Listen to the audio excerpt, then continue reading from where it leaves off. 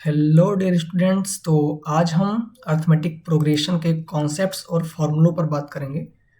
हम लोग 4 chapter cover कर चुके हैं क्वाड्रेटिक इक्वेशन तक, और आज हम अर्थमेटिक प्रोग्रेशन करेंगे। ठीक, तो हम लोग चैप्टर वाइज सीरीज कर रहे हैं। बाकी आपको क्वेश्चन करना है तो आप पीवाईक्यू वाला जो सीरीज है ना, उसमें हम बहुत सारे क्वेश्चंस किए हैं, आप जाके वहाँ से क्वेश्चन कर सकते हैं।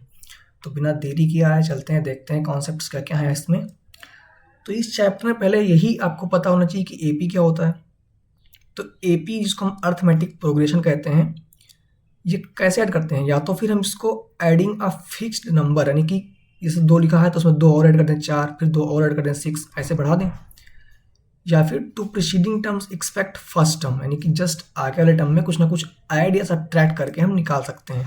तो ऐसी सीरीज एपी बनती है। दिस फिक्स्ड नंबर जिसको हम बोलते हैं कॉमन डिफरेंस, जिसको हम डी बोलते हैं आपका, यानी कि second term minus first term, इसी को बोलते हैं आपका कॉमन डिफरेंस। इट कैन ये पॉजिटिव हो सकता है, निगेटिव हो सकता है, जीरो भी हो सकता है। ठीक, तो आपको उम्मीद है कि ये समझ में आ गया होगा। अब अगर हम पहले टर्म अपने एपी के पहले टर्म को ए मान लें और उसमें कॉमन डिफरेंस ऐड करते जा रहे हैं, तो ए प्लस डी दूसरा टर्म हो जाएगा। तीसरा टर्म ए प्लस डी, यानी कि ए प्लस 2d तीसरा टर्म हो जाएगा। ऐसे चौथा टर्म ए प्लस 3d हो जाएगा। ठीक, तो यही हमारा आगे सीरीज चलता जा रहा है। तो ये बहुत सिंपल चीज़ था। दूसरा इसमें है कि nth टर्म कैसे निकलता है। अच्छा देखो, पहला टर्म a है, दूसरा टर्म a प्लस डी, तीसरा टर्म a प्लस 2d हो जाता है ना। अब चौथा टर्म, यानी कि जो टर्म होता है, ये हमारा a2 है, ये हमारा a3 है। अगर आप ध्यान दें तो अगर हमको nth टर्म चाहिए, ये a2 a3, जब 3 था तब यहाँ 2 है, जब यहाँ n होगा तब क्या होगा, a प्लस इससे एक कम होता है, तो यहाँ n है तो n माइनस 1 इंटू डी हो जाएगा। तो ये हमारा nth टर्म होता है, जो कि यहाँ पे लिखा हुआ है, जिसको हम nth टर्म या फिर लास्ट टर्म भी बोलते हैं। n is also called general term of AP if there are m terms in the AP and am represents the last term which is sometimes also, जिसको हम कभी कभी l से भी डिनोट करते हैं। ठीक है। अच्छा, यही इसी में एक पॉइंट आता है कि लास्ट से nth term from the end of the AP, यानी कोई एपी मान लो, ऐसे यहाँ पे कोई भी एपी है, a1 a2 ऐसे करके an तक है। तो अगर हमको इंड से कोई nth टर्म चाहिए तो उसका फॉर्मूला क्या होता है, ये इंड से मतलब लास्ट टर्म आपका फर्स्ट टर्म हो जाएगा, तो a हो जाएगा, और d यहाँ से उल्टा हो जाएगा, यानी कि अगर इधर ऐड करते जा रहे थे तो इधर से इस तरफ जब चलेंगे तब d सब्ट्रैक्ट करेंगे, यानी कि d उल्टा हो जाएगा। तो यहाँ d निगेटिव रखेंगे तो ये वाला साइन निगेटिव हो जाएगा, यहाँ पॉजिटिव था तो यहाँ निगेटिव हो जाएगा। तो ln, यानी कि लास्ट से nth टर्म क्या हो जाएगा, l minus n minus 1 into D. यहाँ माइनस क्यों हुआ, क्योंकि ये d जब इधर से चलेंगे हम तो अपोजिट साइन हो जाएगा। ठीक, उम्मीद है समझ में आया होगा आप लोगों को। तो लास्ट से nth टर्म का फॉर्मूला भी याद रखो, इस पे बेस्ड क्वेश्चन कई बार आए हैं। फिर आपका आता है सम ऑफ फर्स्ट n टर्म्स। आपको पता होगा कि अगर आपका फर्स्ट टर्म a है और कॉमन डिफरेंस d है, नंबर ऑफ टर्म्स n है, तो फॉर्मूला क्या होगा, Sn is equal to n by 2a plus n minus 1 into D. ये फॉर्मूला एकदम याद रखना आप लोग। लेकिन अगर आपको a दिया है, d वगैरह नहीं पता है आपको, तो आप क्या करेंगे, an पता है खाली, तो आप ये वाला फॉर्मूला लगाएंगे, Sn is equal to n by 2 into a plus n, an, और an को ही तो हम l कहते हैं, लास्ट टर्म।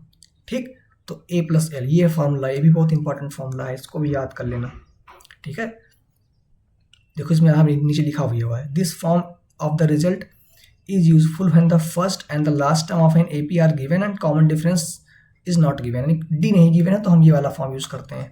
वहीं से आया हुआ है कि अगर मैं इस an की वैल्यू रख दूँ a plus n minus 1 into D, और a के पहले से है तो वही फॉर्मूला आ जाएगा। देखो वही फॉर्मूला आ जाएगा, पहले वाला 2 ये हो जाएगा, यहाँ पे वही फॉर्मूला आ जाएगा, तो वही से उसी से बना है ये।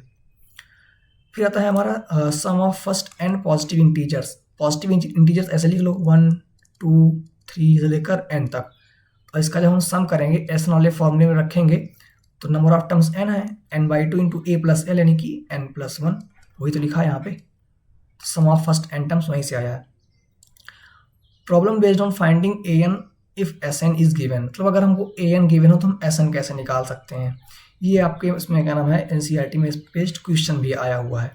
तो इसका बहुत सिंपल है कि हमको Sn गिवन रहेगा, an गिवन रहेगा, तो द वैल्यू ऑफ S1 का मतलब क्या हुआ, यानी कि सम ऑफ वन टर्म मतलब केवल a, यानी कि हमारा S1 ही a होता है। S2 क्या होता है, सम ऑफ टू टर्म्स, यानी कि A1 प्लस A2, ये हमारा A1 है, A1 प्लस A2। S3 मतलब A1 plus A2 plus A3। तो ऐसे ऐसे करके हम सारे टर्म्स निकाल सकते हैं, उसका सम भी निकाल सकते हैं।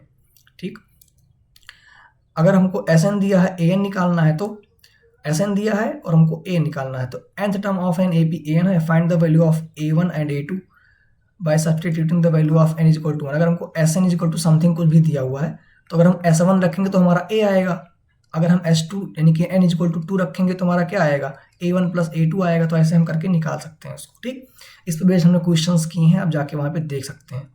तो इसके अलावा आपके AP में और कुछ भी एक्स्ट्रा नहीं है। हाँ, वर्ड प्रॉब्लम्स हैं, तो वर्ड प्रॉब्लम्स हम लोग उसमें किए हुए हैं, कैसे वर्ड प्रॉब्लम को कैसे हम लोग अटेम्प्ट करते हैं। तो इतने फॉर्मूले आपके इसमें थे और इससे ज़्यादा नहीं है।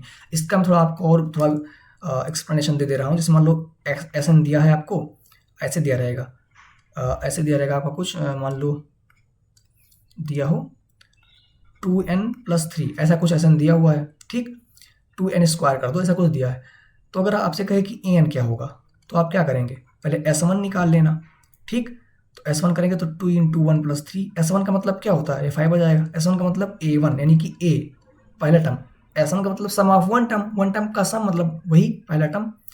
जब हम S2 रखेंगे तो 2 2 जा 4, 2 जा 8 प्लस 3 हो जाएगा, यानी कि 11 आ जाएगा। ये क्या आया, A1 प्लस A2, यानी कि A1 हमको पता है 5, 11 is equal to 5 plus A2, तो यहाँ से A2 आ जाएगा कितना, 6। ऐसे ही A1 आ गया, A2 आ गया, फिर इसे A3 निकाल लेंगे, फिर आराम से हमारे पास सीरीज हो जाएगी A1 A2 A3, मिल जाएगा हमको हमारा AP। फिर तो चाहे AN निकालना हो, चाहे जो भी निकालना हो हम निकाल लेंगे। इस पे बेस्ड क्वेश्चन हमने किया है, आप लोग PYQ वाला सेशन देख लेना, बढ़िया से इसमें हमने बताया है।